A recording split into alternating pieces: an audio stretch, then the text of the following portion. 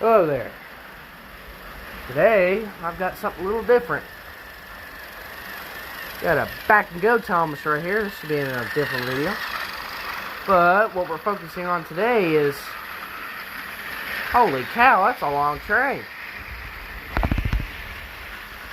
Now, this train right here is the longest train I've ever ran on my layout. This train is 30 cars long. About 9 feet long. Freaking huge.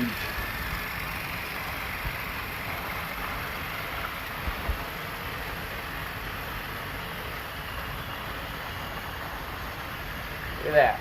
Cruising around. This has set the record. The previous record was 27 cars. Now, it's 30. We got an issue.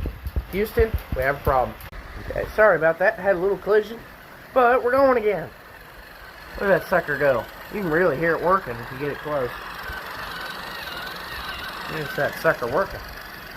Alright, well, I think that's the end for this. I'll park all these models.